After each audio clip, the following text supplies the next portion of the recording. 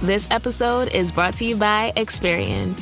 Are you paying for subscriptions you don't use, but can't find the time or energy to cancel them? Experian could cancel unwanted subscriptions for you, saving you an average of $270 per year and plenty of time. Download the Experian app. Results will vary. Not all subscriptions are eligible. Savings are not guaranteed. Paid membership with connected payment account required.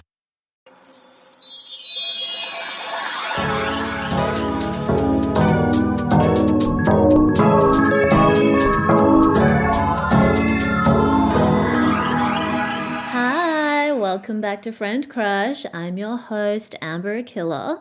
This is my podcast where I talk about stuff and things, cute, chaotic, and critical thinking. Follow me on all the things at Amber Akilla. Follow the Friend Crush meme page on Instagram at friend.crush, where you can also send me feedback, potential podcast topic suggestions, food for thought, etc., etc. Thank you to everyone that has been sending through feedback on episodes that they liked or thoughts and feelings that they have. I really appreciate it. I have been reflecting a lot on the impact that doing this podcast and like making little TikTok videos has had on my life. Like, I don't know. I think, like I've mentioned before, I used to kind of chronically plug into other people's problems in a way that wasn't very healthy and also not very productive either. But I feel like since I've been able to have like an outlet to share my thoughts and feelings and observations as they develop, it's really, I don't know, just helped me to have like healthier boundaries in my personal relationships, and I'm just not getting unnecessarily involved in other people's problems that are ultimately their responsibility to solve. And then I feel like, you know, the people that are ready to hear or need to hear whatever thoughts I have at any given time, they come across it as needed, and I hope that it is entertaining, helpful, or something. I don't know. If you also don't enjoy it, that's fine too. Like, I don't really do this with the expectation that it's necessarily going to help anyone, but I appreciate nonetheless the people that have told me that it's had some kind of impact in their life. And I think the most important thing to realize is that I'm not necessarily like coming up with any new ideas or saying anything new. It's more about how things are communicated and realizing that it's kind of like chicken or the egg situation. Like, were you ready for the information, or was the information already there waiting for you to be ready? I don't know. It's like, one thing that I've learned is that everybody is basically responsible for themselves and finding the information that is necessary for them to move into whatever phase or chapter of life they're going into. And, you know, I think about all the different random times that I've found a book through some kind of recommendation, or I've watched like a video or listened to a piece of content or had a conversation with someone, and it's kind of like unlocked something within my subconscious that I wasn't consciously aware of. So I feel like, you know, that's kind of what my role is for anyone that this podcast has helped. It's like I'm just putting words to something that you probably already know on some level, but just not consciously yet. So yeah, I don't know. Obviously, like, I also want to be able to think of new ways to connect or communicate certain ideas, but I just want to say thank you for your support. Yeah, I just am very grateful that I bothered to do this and that people bothered to listen. So yeah. Okay, so this week's episode is about nice guys and pick-me girls. I did like some videos on TikTok about this topic, and I'm going to reference the comments and just sort of explore this dynamic that exists in relationships and being a person. You know, I think that nice guys, pick me girls, I'm not looking to make some kind of like moral value judgment on whether someone is a good or a bad person. As I have mentioned in previous episodes, ultimately reality is neutral, and each person is sort of like projecting their interpretation of what is good or bad onto that. So even if something appears to be widely recognized as quote unquote bad, there are still people that don't have a problem with it or consider it something that they might strive or aspire to, you know? So I think that when you can develop this kind of awareness and recognize that, of course, there are things that you would personally avoid or denounce or aspire to, and maybe that is considered like widely acceptable to you and the people that you know, or the content and media that you consume, there is a whole shadow side, an alternate universe algorithm where that's not the case for some people. And you kind of, I mean, at least for me, like I think about, okay, how can I maintain a level of integrity between what I believe and my actions? And how does that change over time? And what is like cognitive dissonance? What cognitive dissonance do I have that I'm like putting effort towards closing? And what are some areas that maybe I don't have answers for and I'll have to get to it later, or just sort of accept that there is no answer? Like, it's complicated and time consuming, and that's why a lot of people maybe just don't bother. So that being said, I think that, you know, pick me girl, nice guy mindset ultimately comes from sort of like a people pleasing complex in a way, and just like a sort of immature or not fully developed approach to your self-concept, your ego, and your self-esteem. And of course, there are people that are acting with malicious intent, but I think that, like, I don't know, obviously I'm not a psychologist, but at the moment my understanding is that, you know, most people, they want to believe that they're inherently good, and you are subconsciously looking for ways to protect your self-concept and the belief that you are good. But this is relative, you know, like goodness exists on a spectrum and is expressed and understood differently between individuals. So for some people, their self-concept and understanding of what is good is not yet developed, because as you get older, you want to be able to sort of integrate the light and dark parts of yourself, being able to have an awareness of your insecurities and the role that they play in how you behave and how you connect with others, how you connect with yourself. And when you have that awareness, you can start to manage any shame or guilt that you have around it.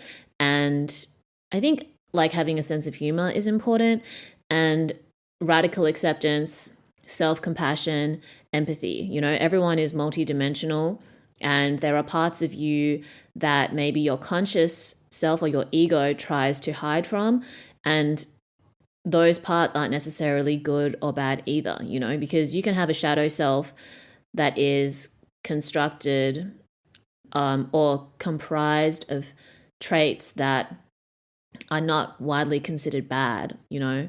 Like an example that I've seen is, for example, like when you're a kid, maybe someone really enjoyed to dance and sing, but they were made to feel embarrassed about that skill or that desire to sing and dance, and then they sort of repress that into their shadow self. They don't let themselves express their love for that as they get older, because they've developed shame around that trait. But then there's also parts like, you know, maybe when you were younger, you tried to stand up for yourself in the face of aggression or abuse or critique, and then people call you a bitch or dismiss you or say that you're mean, and then you sort of repress this part of you that's ashamed to stand up for yourself, or doesn't feel like you're able to stand up for yourself without looking like a bitch.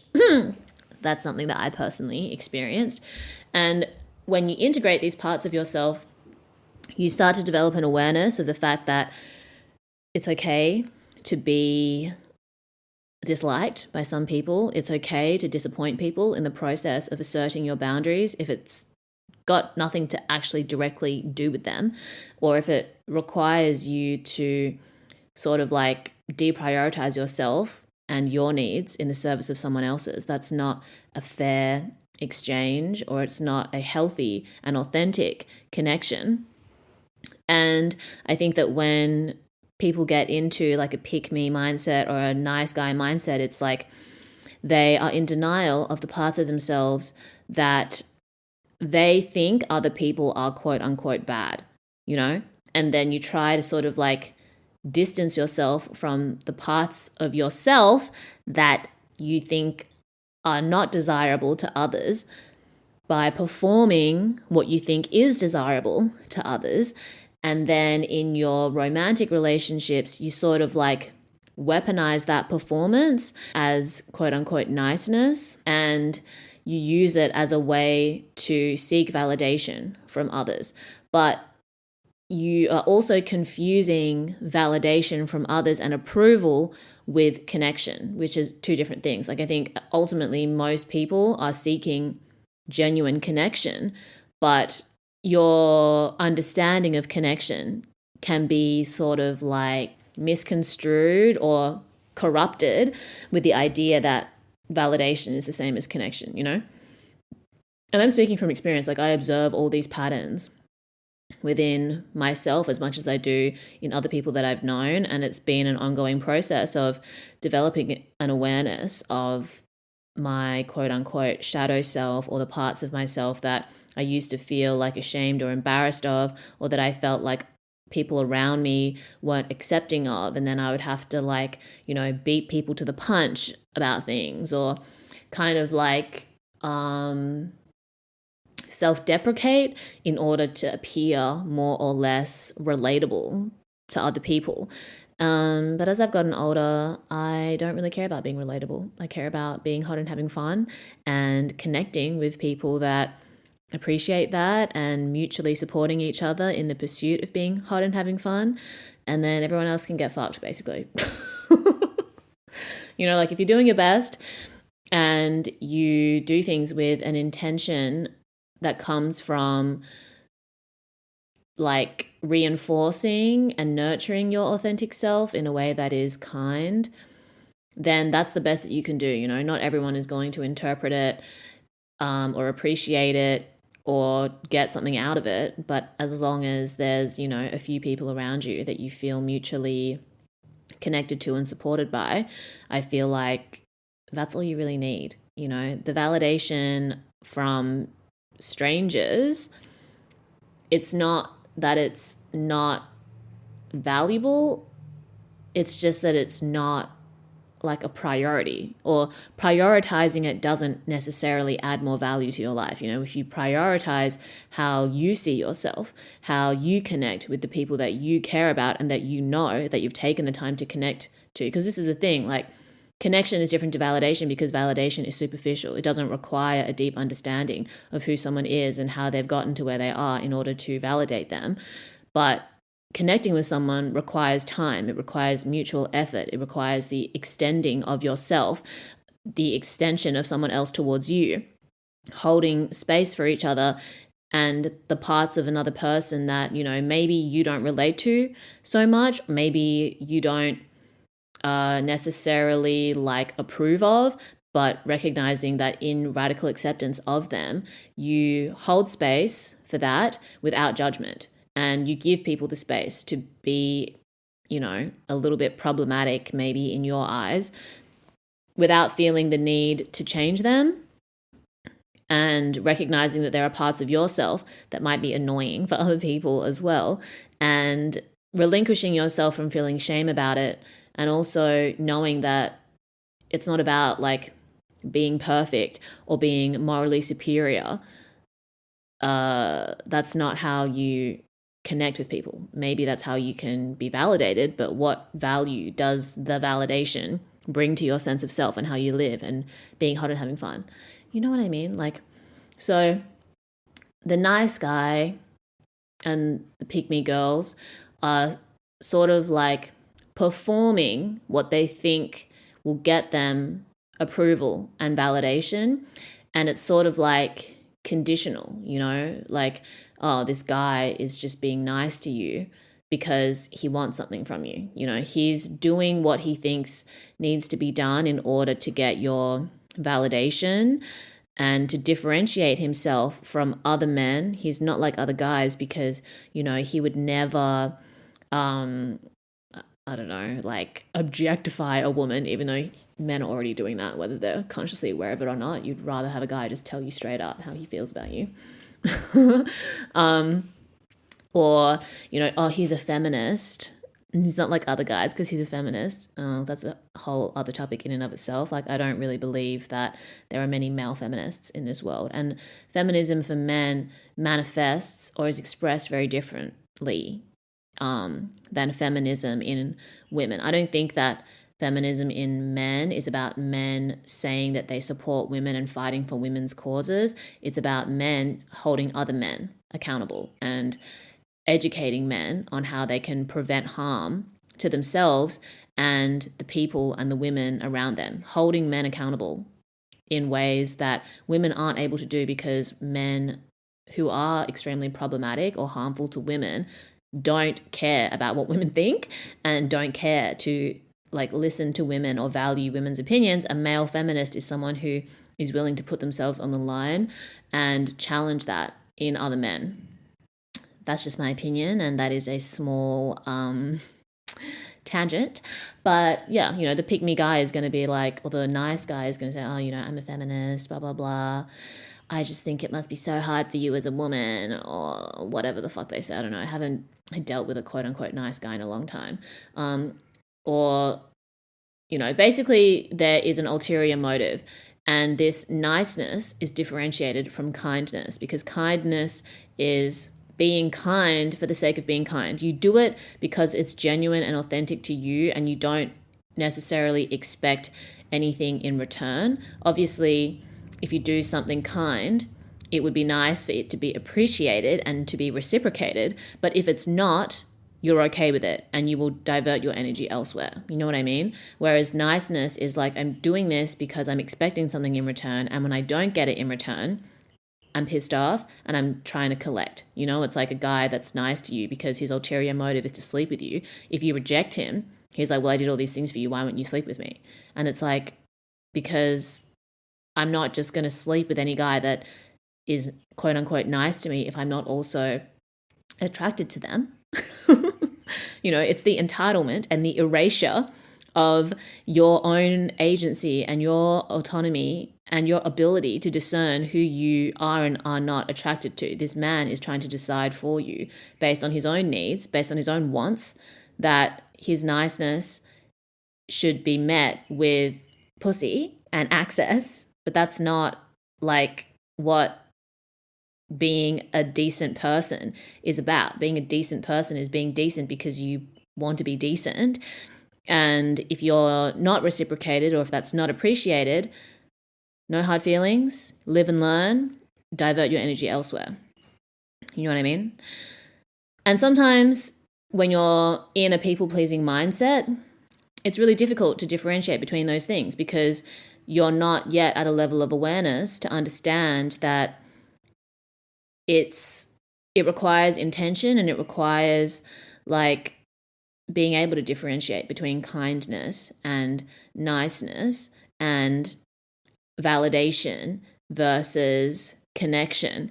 And that just because you want something doesn't necessarily mean that even if you do all the things to satisfy what you think is required for it, that you're entitled to it. You know, like part of connection is being able to hold space for another person's disagreement, and another person's like point of view that might not necessarily align with yours. And I think that when your relationship with yourself matures and you're able to hold space for the things that maybe you consciously deny in yourself, but sort of have to bring into the light and reconcile with, then you're able to hold more space for other people, you know? So the same with like a pick-me girl. Being a pick-me often also involves trying to be quote unquote not like other girls. Oh, you're like one of the boys, or oh, you don't care about your appearance, or you don't care about, I don't know, what do pick-me girls pretend that they don't care about?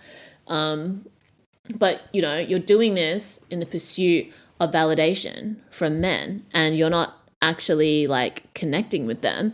You're just getting their superficial like approval, which doesn't necessarily equate to like a genuine respect for you. You know, I think the best example at the moment is Pearl, that chick on the internet who's like an incel or like right-wing crusader. I don't really get her deal, but she performs or tries to uphold and advocate for all these things that she thinks that men care about, or like pandering to like the toxic parts of masculinity or gender roles or whatever. And she is validated by men on a superficial level, like, oh yeah, they agree with her, like the shitty ones at least, but then they don't necessarily respect her, and that doesn't necessarily make her more desirable to them either, because there is a lack of authenticity, and she's also like taking an L for herself. Like, I think one of the most attractive things in people, whether you're conscious of it or not, is like people that are able to sort of uphold and maintain their standards for themselves, regardless of whether people around them approve of it or not. And like Pearl is not advocating for herself because her logic is so flawed, like saying that, you know, women should be virginal and they shouldn't be having sex before marriage, or like they shouldn't be cheating or whatever. You know, she doesn't even qualify for like the high value woman that she thinks that men deserve. So it's just a bit of a mindfuck, isn't it? I don't really, like, I get it. I think that Pearl, I saw like a video talking about how Pearl was dating some like Angry Reacts guy or something from social media, and then he cheated on her, I think publicly, or like it was public, the cheating. And then I feel like a lot of her thing is just sort of subconsciously hating women because she feels victimized more by like the woman that her ex-boyfriend cheated on her with than she does by her ex-boyfriend, because she was like pedestaling him on some level, or like she quote unquote loved him or was like so attached to him and like her identity with him, that rather than reconcile with the fact that he was the one that fucked her over and he is the quote unquote enemy, women that are involved in adultery are the enemy and like should be punished because she doesn't know the girl, or, you know, like it's easier to sort of like project something to misapply or misinterpret how you feel and like what you need to reconcile with onto like someone that's kind of more like collateral damage, than to really reflect on sort of like the ways in which you might have misstepped or like fucked up in something going badly in a way. Because I think like when relationships come to an end between people, especially when someone's been fucked over, I think a lot of the times in retrospect, you're kind of like, yeah, there were definitely signs, but I was in denial. And rather than admit that a part of yourself played yourself, you project that onto other people. And this is not like conclusive. I'm not saying this is applicable in all situations, because obviously, you know, in abusive dynamics, it can be a real psychological mindfuck, and you can be deeply in the manipulation of somebody else that you sort of like lose your bearings and your ability to really hear and listen to your intuition. And I think a really big part of recovering from abuse is having self-compassion for any times that you've like gone against your own best interests in service of somebody else's. That's a different thing and very hard. And that's also on a spectrum, because it can happen in small ways when it's not necessarily abusive. It's just like, okay, you've just put yourself in a position where other people's needs are more important than your own, and you're willing to sacrifice your own needs in service of others, even though they never asked you to do that, and your inability to be aware of that within yourself means that you don't know how to communicate it, or you don't know how to communicate the boundaries that on some other level that you need. And then the people that you're dealing with, because you don't communicate it and you act the way that you act, they're also willing to just take everything at face value, because it's not like you said differently anyway, and if you can't communicate what you really want, you're not going to actually connect with the people that you really want to connect with. And then there's going to be the people that are actually more willing to take advantage of you and what you're willing to give, that maybe on some level they know that you could have more boundaries and that you shouldn't be taking L's like this. But some people just are in it for an easy ride too. I think that's another thing that people don't really talk about when it comes to setting boundaries. It's like, okay, if you're in a people-pleasing mindset, you're willing to put your own needs or sacrifice your own needs in service of others. The people that you attract, or that you might be around, or that might want to date you or be quote unquote attracted to you as well, they're not going to tell you that you're doing too much, that they would respect you more if you had boundaries, if they can get what they want, or if they can get their needs met without having to do extra work. I think that's another tangent. If you're dealing with a fuckboy who's not looking for commitment and you are looking for commitment, but your desire to be attractive in the eyes of this guy trumps your desire or your ability to assert that what you really want is a relationship. So instead of saying no to the guy who doesn't want a relationship, you think that if you shapeshift, you can get his approval or you can change his mind, and then you don't have to put in the effort of actually asserting your boundaries, being clear about what it is that you want, saying no to anything that isn't compatible with that, and risk losing this person who you've decided is the only way for you to get your needs met, because you're in a people-pleasing mindset. You're also in a limiting mindset, what's it called? The opposite of abundant. Limiting mindset, deficit.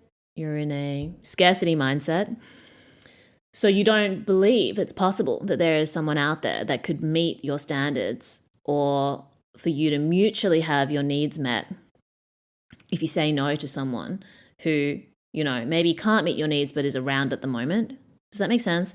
Because that guy, he still has his needs, regular access to a girl, doing the bare ass minimum and still having his cake and eating it too. So if he could do that, he himself isn't willing to, improve his standards. So if he can get his needs met without having to do any extra work, why would he tell you that you would be more attractive to him if you asserted your boundaries? I think when it comes to a pick me guy, a nice guy with women, that kind of behavior in a man is sort of repellent to women, because I think on a subconscious level, we recognize that you need to sort of be familiar with the dark side of life and of yourself and of humanity in order to be able to protect a woman, or in order to be able to have an authentic sense of self as a man. I don't want to get into reductionist gender roles, but I think maybe on a subconscious collective consciousness primal level, it doesn't make sense for a man to be in denial of like the shit that men do and are responsible for and need to be held accountable for, whether that's on an individual level or like a collective one. Actually, no, there's definitely girls that still fall for like the nice guy act as well, because that also exists on a spectrum. Everything exists on a spectrum, and the nice guy act exists on a spectrum too. And some guys are really good at pretending that they're nice guys while being so in denial and being so good at hiding the parts of themselves that they're ashamed of or that they haven't integrated into their personality. So I take it back. It can be repellent to the women that the nice guy feels entitled to access to, or that he feels more attracted to, or that he feels are desirable. Sometimes those women can smell the nice guy act and are not interested. And then the girls that can't smell it, he is not attracted to. He doesn't find attractive. And then I think, pick me girls, it's like the guys that they want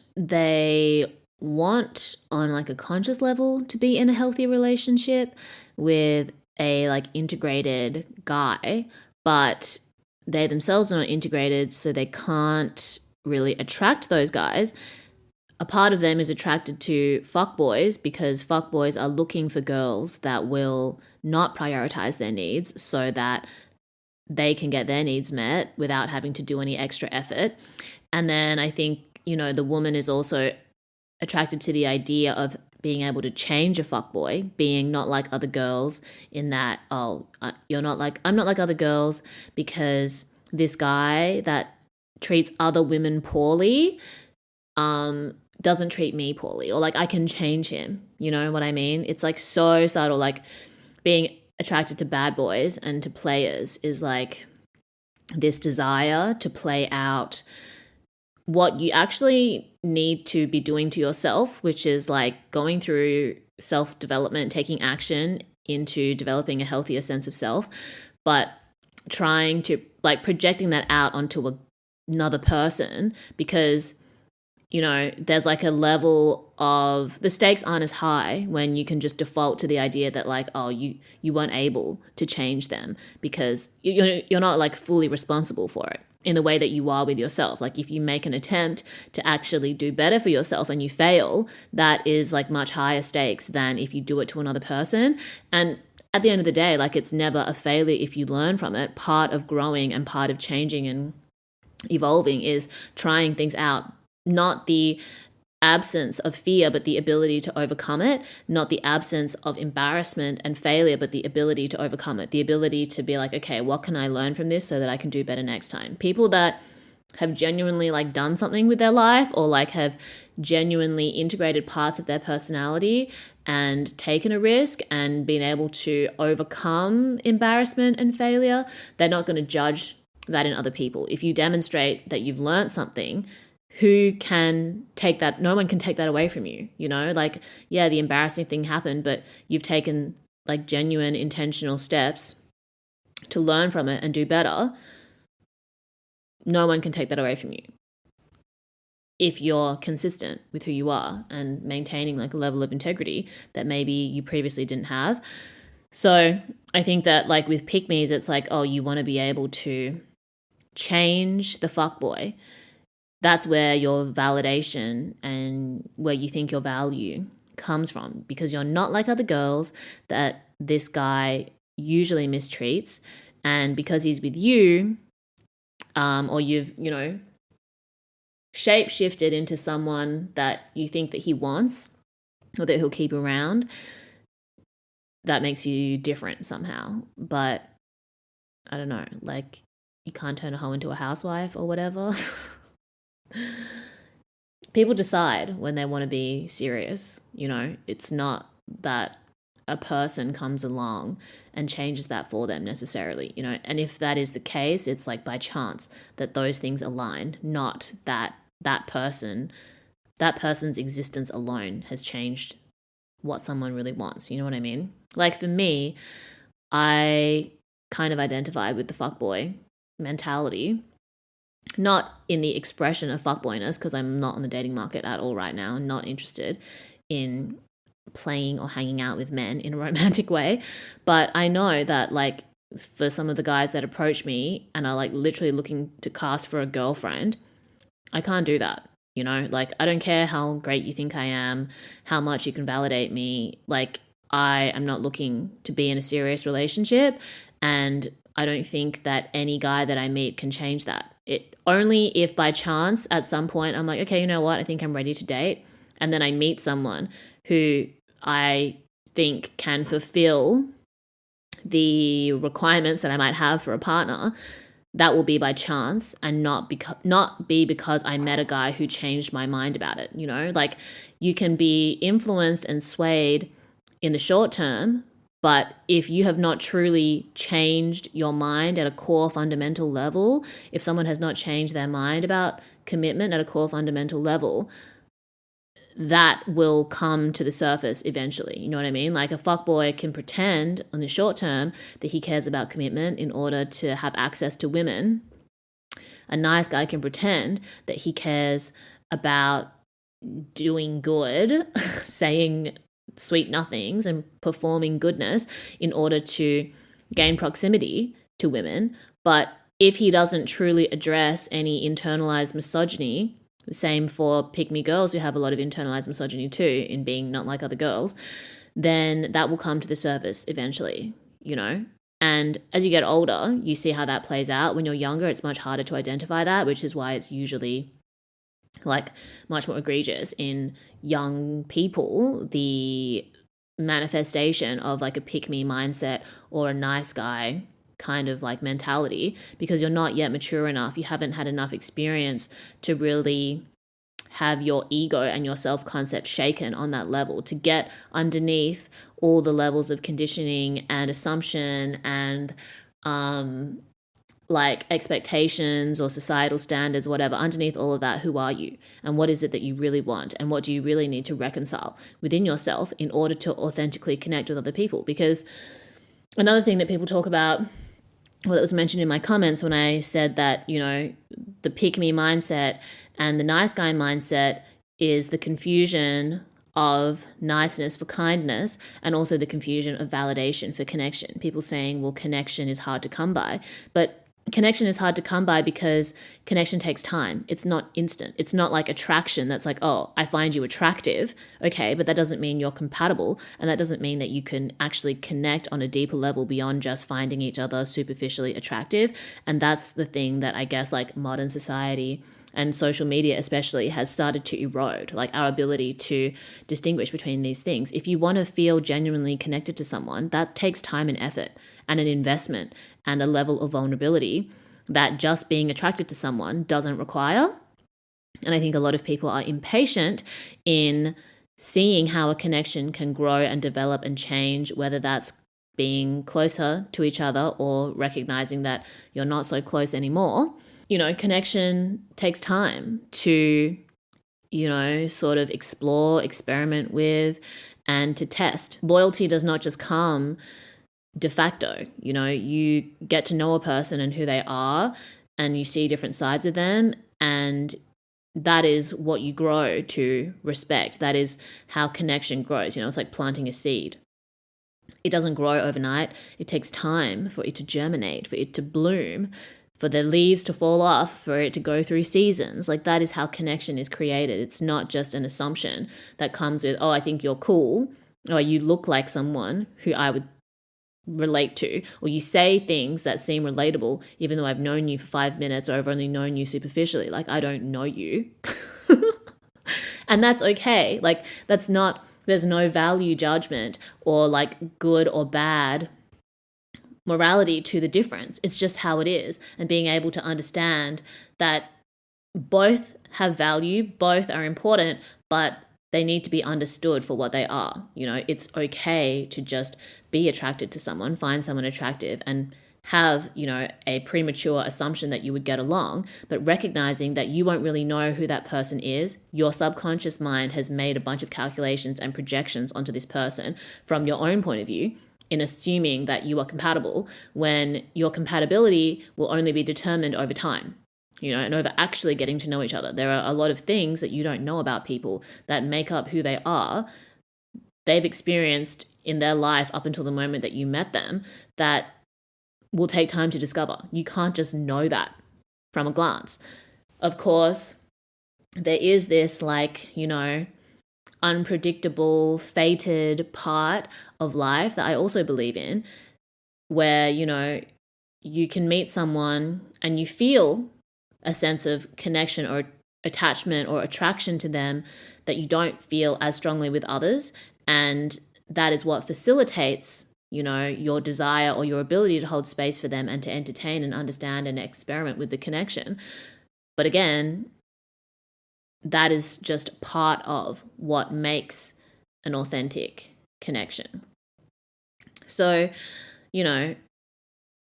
it can take time to become aware and to become discerning of the people that you encounter and who is or is not, or more so deep in or less so deep in different positions on the spectrum of being a pick-me or being a nice guy. It takes time to become aware of that in others, the same way it can take time to become aware of that within yourself. When I was younger, and even though I feel like maybe relative to the people that I was around, I was less of a quote unquote pick me, but I still recognize that, the pick me seed is planted in a woman's mind before she even knows that she has a brain, basically, or has a choice. So as I've said before, it's like the pick me seed is there. It's planted at a very young age. It's almost inescapable. Misogyny is almost inescapable, but it's like, to what degree do you allow it to take space up in your mind and to affect your worldview and your decision making? Of course, I recognize that there are parts of me still, even though I support women and I believe in contributing as much as I can to empowering myself as a woman and other women and just people in general, regardless of their gender. Of course, there is a part of me that, I'm not saying hates women, but is still conditioned by the society that I've grown up in, which hates women, and you develop an awareness of it and you're compassionate with it. And rather than shaming yourself or judging yourself, you sort of zoom out a little bit and then ask yourself, well, what type of person do I want to be? Do I want to be someone who acts on this part of me? Or am I able to develop an awareness of it, set it aside, and then choose to act with intention that is in line with me being hot and having fun, me being able to facilitate that for other people, me being able to empower myself and others. It's not an easy process to get there, but my point is it takes time, and the more you integrate it within yourself, the easier it is to see the difference and to distinguish when someone else is coming at you with that energy, because I've had guys approach me in a way that is so self-serving to them. It's just all about them getting something from me, okay, you think I'm attractive and you want access to me, but you haven't even considered what I might want to do, what I might find interesting. They've just assumed that I like all the things that they like. I want to do whatever they want to do. They've never asked me, how can I help you? How can we have fun together?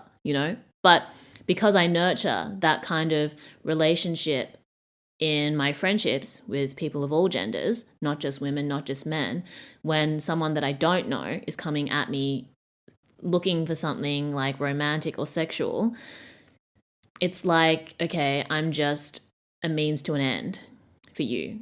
And it's not even flattering, because I've been reduced and objectified as just something that you're trying to acquire, not something that you're actually trying to connect with.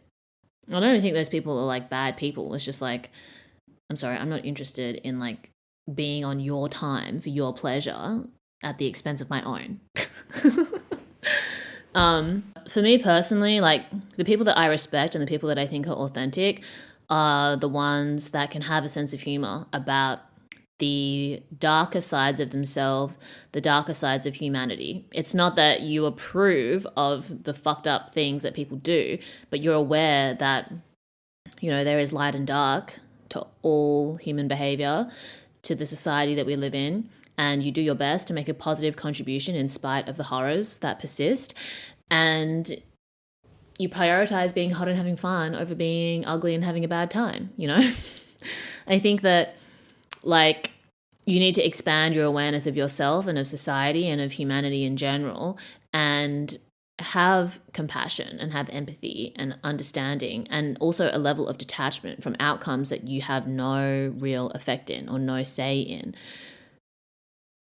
order to be able to become more accepting of yourself, of people in general, being able to connect with yourself, being able to recognize that, okay, there are some parts of me that don't wish well on others, and that's okay.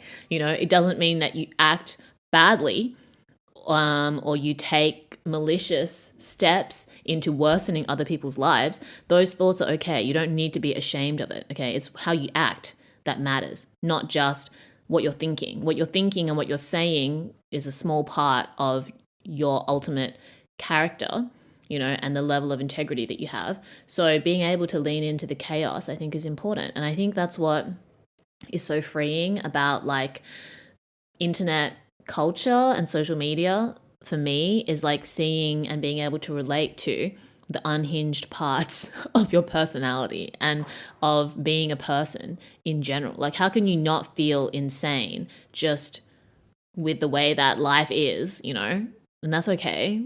But I don't focus on that part. I recognize that it's there, and then I choose to focus on the areas that I believe would be more productive or have a more positive impact or have more positive outcomes. And then also, you do your best. Things don't always work out. You take accountability where you can. Live, laugh, learn, love, and slay. Live, laugh, love, and slay. So yeah, obviously easier said than done. And, having a level of detachment from requiring other people to validate you in order to validate yourself. If you wait for other people's permission, you might never get it, or you might not get the exact type of permission that you need to be exactly who you are. You just kind of do and apologize later. Not in a reckless way, but it's okay, show up as who you are.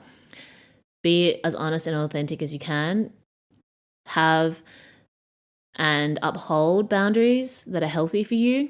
Adjust where needed, and, respond accordingly. I think that that's helped me a lot, because as you've gotten older, you're able to recognize your own uniqueness, and it's not about just connecting with people or being validated by people who are the same as you, but about being able to hold space for yourself, and then as you are, and do the same for other people as they are, and to mutually respect that and support each other, rather than thinking that I can't get along with this person unless they think the same way that I do, or if they like the same thing, if they don't like the same things as I do. Well, I can't like what I like if other people don't like it. It's you can like what you like and be okay with other people not liking it, and that doesn't have any bearing on you being a quote unquote good or bad person, or being cool or not cool in the eyes of other people. I think that's for me, as I've gotten older, I appreciate the ways that my friends and I are different. We want different things. We might be at slightly different stages in life. We might have different worldviews or points of view, but we share common values in terms of what it means to be hot and have fun, your values. What is it that you care about? The expression might be different, but you actually are connecting over these core values, and not just the superficial interests, if that makes sense. Because your core values could be, a sense of integrity, loyalty, honesty. For one person, they can have those values and they enjoy hip hop music, and they like to wear masculine clothing, and they enjoy pizza but not sushi. But in another person who has those same values, that could be they could like pop music and R&B and wear feminine clothing and like hot pot but not pizza, So but those two people can be friends even though their interests are different because their values are similar. You know what I mean? But it took me a long time to figure that out. That was like my whole 20s was about unpacking that and understanding that and being able to accept it. Because you could have two people who both like underground dance music and wearing punk clothing, and they also both like eating steak and fries. They have superficial interests that are the same, but their values might be different. One person might care about transparency and authenticity in their relationships, and the other person might be okay with dishonesty. Or one person might be okay with, I don't know, what's an example of another value that people can have? But yeah, you know what I mean? Like your superficial interests could be the same, but your values could be different. So even though on a surface level you think you would get along because you have shared interests, in reality, the way that you act, not just the things that you like, is very different. And the outcomes of your behaviors and the way that you see the world is different in a way that is fundamentally incompatible. Like some people can have differing worldviews and still be able to hold space for people that see the world differently to a degree. But sometimes when the spectrum is like you're too far, like on opposite ends of the spectrum, it can be very difficult to find like a healthy middle point. You know what I mean? Or an ability to hold space for each other in like an intimate way, like on a day-to-day basis. You can sort of like accept from a distance usually, but it's kind of hard to like have conversations daily if you're kind of coming from two totally different worldviews. Yeah, those are my thoughts. Let me know if you have any thoughts and feelings about this episode, if you have recovered from being in a nice guy or a pick-me girl sort of phase, what you learnt from it, or have you dealt with people that are like chronically in that phase? I hope that it is a phase for most people, but for some people it really is like a personality trait, I don't know, or like their destiny, hard to say. But yeah, would love your thoughts and feelings. Follow me on all the things. Tell your friends and family that you love them. Stay hot and having fun. Duh. Go be a better person. And I'll speak to you soon. Love you. Bye.